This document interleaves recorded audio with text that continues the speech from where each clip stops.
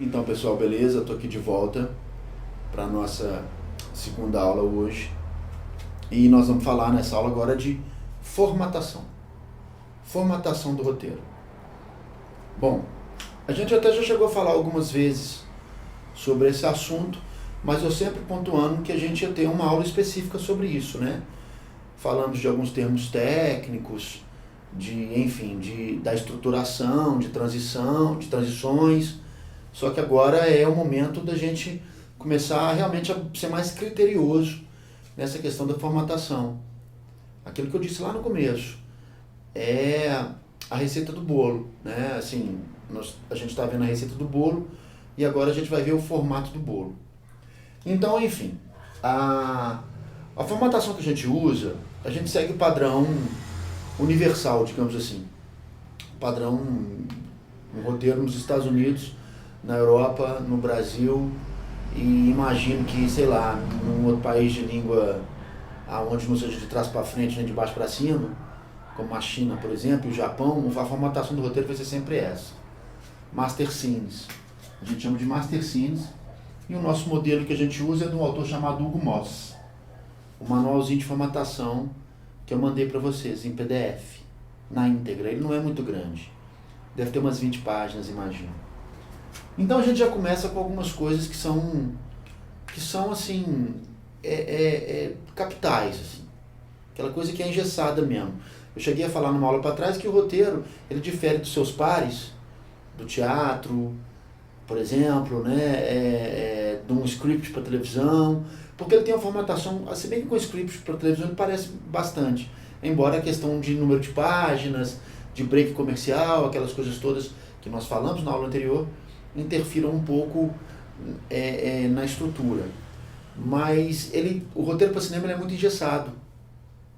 Ele é engessado, o ficcionista, né? O roteiro ficcional, no bom sentido. No processo documental não é isso não. No semestre que vem vocês vão estudar bastante documentário.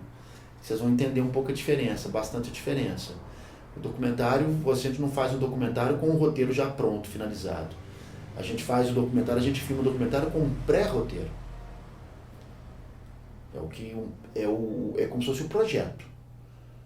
Os recursos de abordagem audiovisual que eu vou utilizar no documentário. Na ficção, então, ou seja, o documentário tem uma coisa muito legal, que o documentário tem um documentarista, um professor francês chamado Jean-Louis Comolli. Depois eu vou passar esse texto para vocês, para quem quiser e para todos, né? Sobretudo para os que são bem mais interessados. Em documentário é um texto fundamental, onde ele fala sobre o risco do real. O título do texto chama Sobre o Risco do Real, que ele mostra que o documentarista ele conta com os imprevistos. Em resumo, o real é isso, ele conta com as vicissitudes, com as intempéries que porventura aconteçam, e às vezes isso se torna uma coisa benéfica para o documentário. Pode parecer bizarro isso, mas mais adiante, mais para frente, na direção cinematográfica eu vou pontuar isso. É uma coisa muito legal da gente falar, de processos de filmagem. Então não tem muita essa estrutura engessada que tem na ficção. O ficcionista já é o contrário. Ele não quer contar com nenhum imprevisto. O roteiro já tem que estar super sedimentado, estruturado, analisado, modificado nas suas questões que necessitavam de modificação no processo da escrita para o trabalho de mesa, ou seja, a pré-produção e a filmagem, né, e a etapa de filmagem. Então já tem que ser uma coisa bem mais engessada. Então já reside desde esse momento da formatação que a ficção já é assim. Então o texto é sempre escrito na fonte Courrier News, corpo 12. Anotem aí, Courrier News, corpo 12. É aquela fonte do Word que parece com máquina de escrever. É a fonte de máquina de escrever. E na aula passada a gente comentou isso. Na aula online esse assunto veio à tona. Jamais se usa itálico, jamais se usa negrito, jamais se usa sublinhado. É só caixa baixa e caixa alta. letras maiúsculas e minúsculas na fonte Correia-Nil, corpo 12. É como se fosse a máquina de escrever. Isso vem da tradição desde os autores ali da primeira metade do século XX, que escreviam na máquina, a máquina de escrever. E nessa formatação, master scenes, com divisão de cenas, ações, diálogos desenvolvidos, na fonte Correia-Nil, corpo 12, a gente tem, em média, quando o roteiro tem rubrica e diálogo, temos, em média, 1 minuto por página. Isso também já foi falado. Recapitular nunca é demais, tá? Então, fonte Correia-Nil, corpo 12, tão somente maiúsculas, minúsculas, caixa alta e caixa baixa. E mais nada. Não precisa mudar a cor de letra, não precisa nada. É como se fosse a máquina de escrever. E uma outra coisa, lembrando, enquanto linguagem e não enquanto formatação, o verbo é sempre no tempo presente. O verbo nas rubricas é sempre em tempo presente. Nunca se esqueçam disso. Às vezes vamos incidir em gerundismo mesmo, né? Mas, enfim, não é literatura. Depois, quando eu for fazer um livro, eu corrijo algumas coisas. Dou uma literalizada. Inventei um verbo, né? No roteiro, quando ele vai ser publicado. Então, ou seja, João sai de casa, atravessa a rua. João chega no ponto de ônibus. Ana atende o telefone. Manuela abre a porta, acende a luz, abre a janela, abre a geladeira, pega uma jarra de suco. Percebam que o verbo é sempre no presente. Ou então, Miguel está caminhando pela rua. Para a gente evitar gerúndio, é bom a gente colocar Miguel caminha, né? Mas enfim, o está caminhando também está certo, né? Não tem problema. Ok? Bom, então isso aqui é uma página do Word. Aí tem algumas coisas que não me perguntem por quê. Que o Hugo Moss, no manual de formatação, ele fala, na sexta linha, centralizado, entre aspas, em caixa alta, a gente coloca o título. Então a gente conta 6 enters na nossa página, na sexta linha, aqui entre aspas, vem o título em caixa alta. Se alguém me perguntar sobre a sexta linha, eu não vou saber responder. Eu não sei. Se alguém quiser fazer uma pesquisa aí, pesquisar aí no Google, por que o título de um roteiro deve ser na sexta linha, e se encontrar a resposta, manda para mim, que eu tenho curiosidade para saber. Mas nunca tive muito interesse em pesquisar. Na sexta linha vem o título. Uma outra coisa antes que eu esqueci de falar, referente à formatação também, o Hugo Moss fala no manual dele 0, tantos centímetros para um lado, 1 ponto tantos para o outro, 2 ponto tanto para o outro, 2 ponto tanto para o outro. Isso aí não precisa seguir isso não, tá? Se vocês seguirem na formatação do roteiro 2,5 centímetros para cada lado, direita, esquerda, em cima e embaixo, norte, sul, leste, oeste, se vocês fizerem isso aqui, a página respira. Eu também já diagramei o livro, então eu sei que a página tem que respirar. Uma maneira que a página respira 2,5. 2,5 para cada lado, você pode encadernar, você pode diagramar, vira brochura, vira o que quiser. A página respira. Então, isso, todos os roteiros que eu fiz na minha vida, eu usei essa formatação. É só ir lá no Word, formatar página. E vocês vão formatar isso aí. Isso nunca muito pelo contrário, eu nunca segui aqueles centímetrozinhos pragmáticos que o Hugo Moss, como bom inglês que ele é, todo pragmático, todo britânico nessa questão. Então, isso aí para mim não tem problema não, vocês podem fazer isso de boa. 2,5 centímetros para cada lado, na fonte Correia-Nil, corpo 12. Já vai ser lindo. Lindo. Bom, então aí vem o título, em maiúsculo, em caixa alta. Aí aqui, vocês contam 2 enters, 2 enters, e na terceira linha após o título, é praxis. A gente escreveu um fade-in, em caixa alta. Anotem aí também, já falei, falo de novo, todos os efeitos, 100% dos efeitos colocados no roteiro são em caixa alta, em letras maiúsculas. 100%. Você jamais escreverá um efeito em letras minúsculas. Então, é praxis começar com fade in. Fade in, 2 pontos.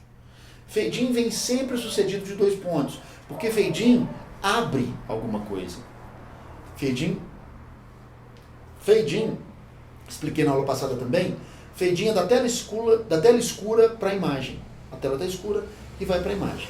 Então fade in é isso, é praxis. Aí salta mais uma linha, o roteiro tem que respirar. Você sempre vai dar uma linha para outra, uma linha para outra, uma linha de alguma coisa para outra. No mínimo, sempre uma linha. Não, uma linha é sempre bom. Não precisa ser no mínimo, não. É uma linha. Salta uma linha, aí vem aqui, cena 1, aqui que nós vimos do cabeçalho. Hashtag número 1, sala de aula, interna, noite.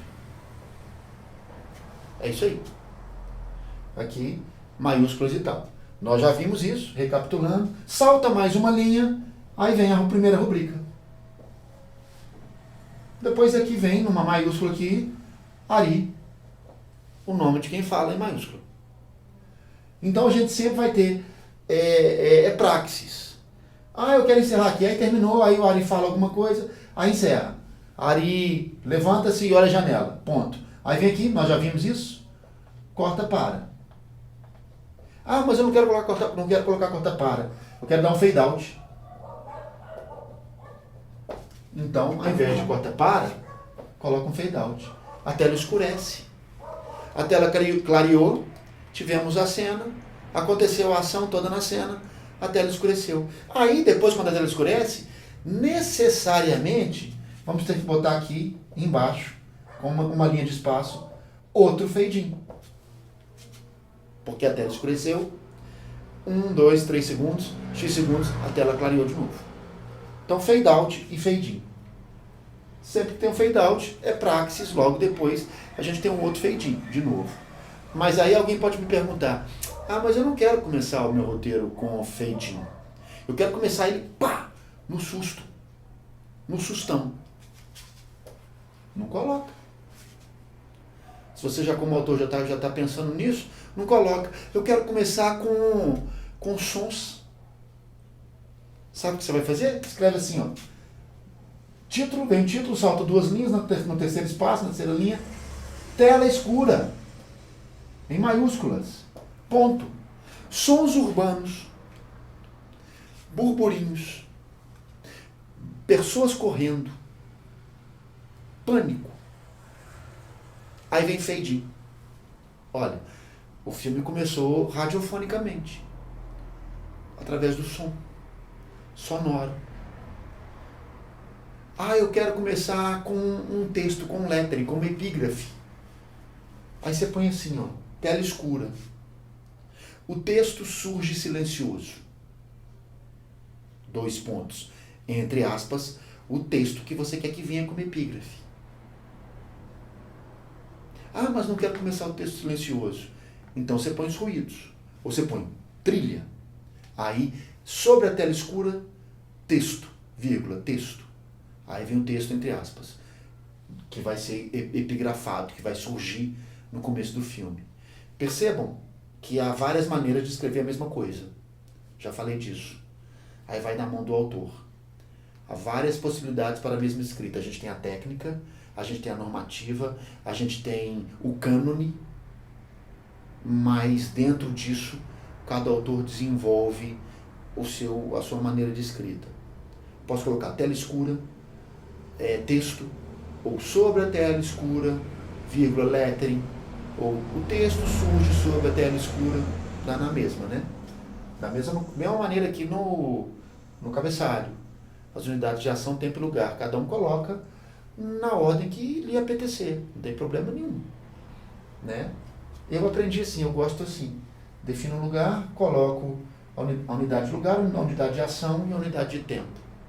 Me soa mais lógico, mais agradável. Algumas pessoas que definem a unidade de ação primeiro. Interna, sala de aula à noite. Massa. Lindo. Não tem problema nenhum. Bom, então, primeira coisa de formatação é isso aí. Repetindo algumas coisas que nós já vimos, a gente não precisa ficar repetindo aqui, a questão das rubricas que vem aqui, sobrenome aqui e tal, porque nós já falamos disso, mas enfim, vou falar mais dessa questão estrutural aqui que surge, que também a gente falou na aula online, e agora eu vou escrever para vocês que vocês tenham isso, que vocês possam anotar. Dentro da cena, a gente pode ter uma passagem de tempo. Falei isso, né? Ah, mas a transição, ela acontece de uma cena para outra. Que nós vimos. Corta para, fusão para, flash para, chicote. Né? Nós não vimos esses elementos de passagem? Dentro da cena, isso também pode acontecer. Na aula, acho que foi da turma da noite, não sei se na aula da manhã a gente... também foi, na aula da manhã também a gente falou disso, me lembro. A unidade de tempo está passando dentro da própria cena. Então eu crio uma ação na minha escrita para o personagem, para poder ter um corte para que a cena avance. Então, o personagem, por exemplo, João levanta-se, segue em direção à cozinha. Aí eu escrevo aqui assim, ó, dentro da cena. Não é outra cena. Eu não mostrei o João na cozinha. Ficamos nesse ambiente. Vamos supor que é sala. Aí eu escrevo aqui, a mesma cena, vírgula, mais tarde. Ponto. Aí coloca assim, João retorna, trazendo uma bandeja com café e xícaras. Está agora com as mangas da camisa dobrada e sem gravata. Se na cena anterior ele estava com a manga bonitinha, com paletó e com gravata, já denuncia que passou um tempinho. Talvez não seja a primeira vez que ele foi à cozinha. Ele já foi à cozinha algumas vezes.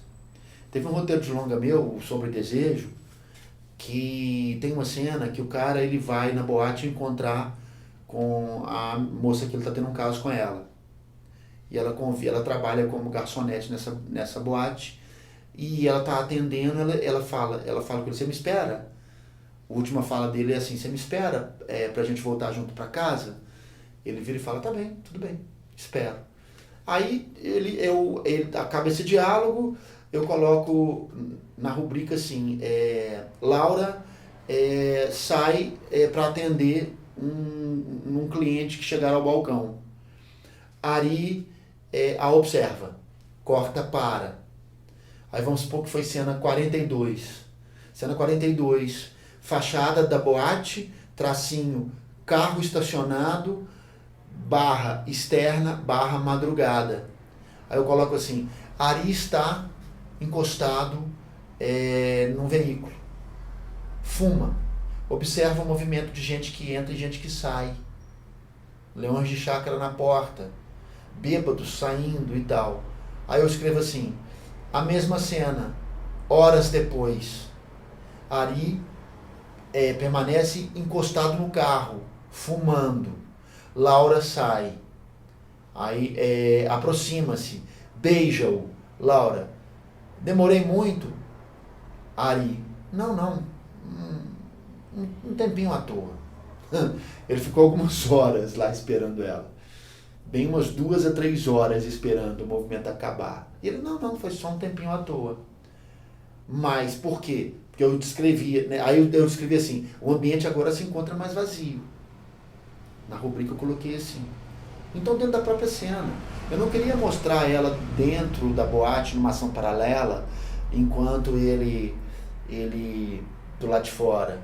Aí eu esqueci, que tem um momento que ele encontra com um amigo dele também, que ele arrumou um crush ali na boate, aquela coisa toda, e tá saindo com a garota, bêbado, meio que apoiado nela. Aliás, essa moça que vai apoiar, vai ajudar ele a ir embora, que passa batido nesse momento do roteiro, vai ser interessante lá no final. Ela vai reaparecer no final. Uma personagem que ela é pouco aproveitada no primeiro momento, mas que lá na frente, 40 páginas depois, ela vai ser importante na história. Ela vai voltar. Esse amigo do personagem principal, o coadjuvante principal do filme, que vai se sacrificar pelo amigo, ele vai pedir ajuda para essa moça. Ele percebe que ela pode ajudá-lo e vai pedir ajuda para ela. Então eu quis manter a cena, o personagem esperando, olhando, um amigo que sai, aquela coisa toda para denunciar, que ele ficou um tempo esperando. E a negativa da fala, a antítese, né? O espectador viu que ele ficou um tempão esperando, mas ele fala para a moça que ficou, não, foi um tempinho à toa, né? Meio que para agradá-la, para não criar um clima ruim e tal, e coisa.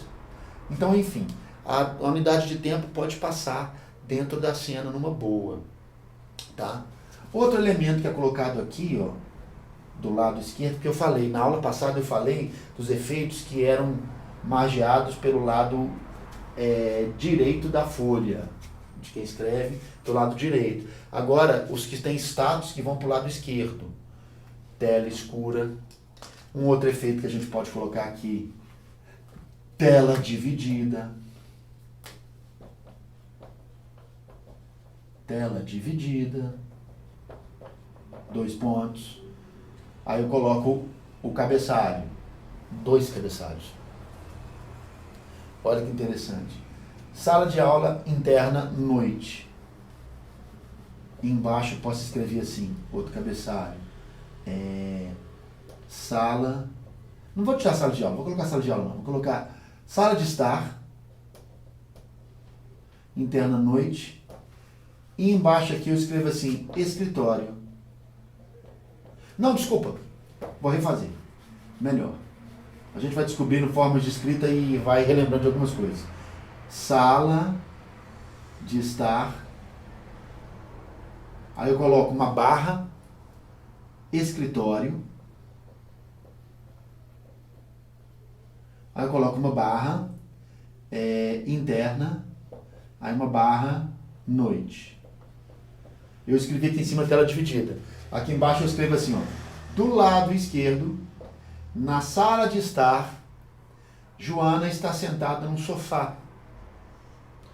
Do lado direito, no seu escritório, Marcelo confere os documentos sobre a mesa. E aí toda ação que eu for descrevendo, de um e de outro, eu já sei que está do lado esquerdo e outro está do lado direito. Aquelas ações paralelas. Isso é uma narrativa que foge àquele padrão clássico. O padrão clássico narrativo é de ação paralela que se alternam. Esse padrão é de ação simultânea. Simultânea. Há o paralelismo, mas há a simultaneidade. Na montagem paralela, que começa a ser muito usada pelo David Walker Griffith, lá nos anos 10 ainda, 1910, na década de 10 do século passado, havia a montagem paralela, que poderia estender o tempo narrativo.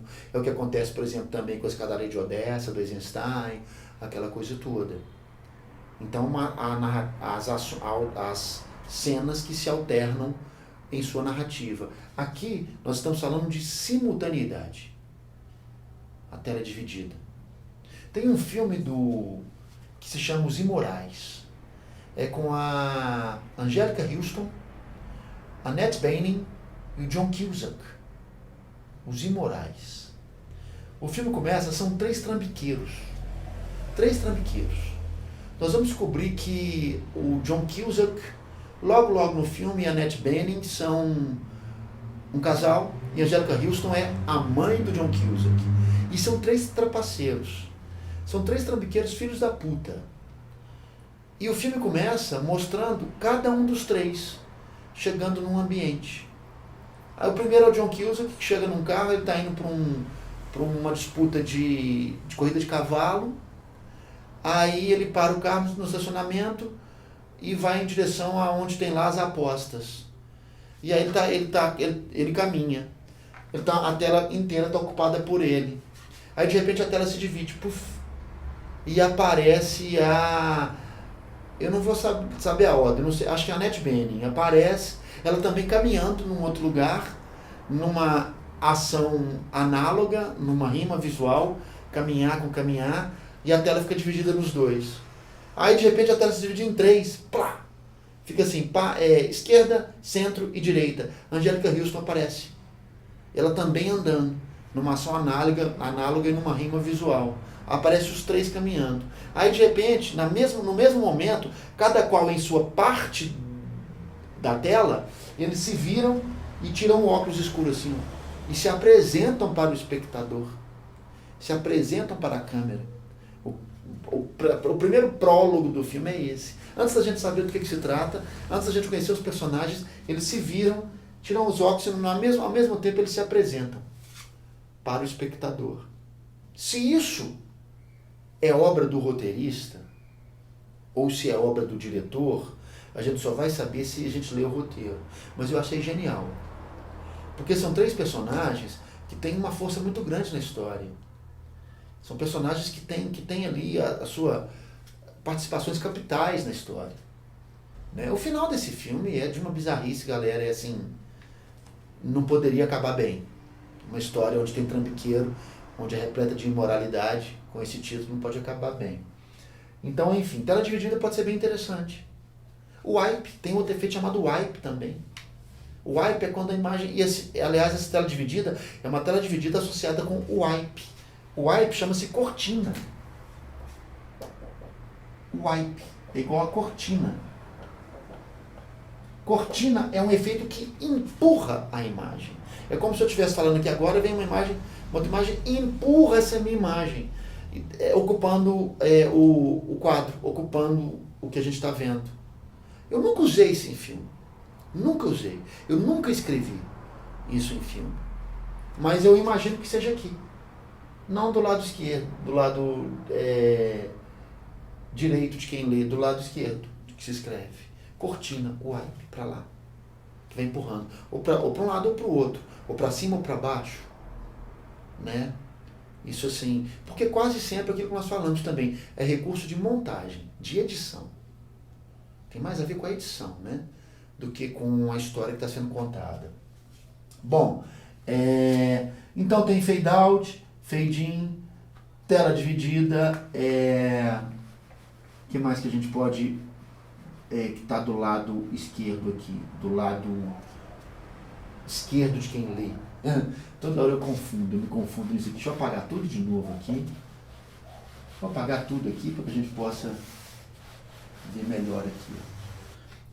Bom, a gente pode ter variação aqui, ó. A gente pode ter aqui um fade to red.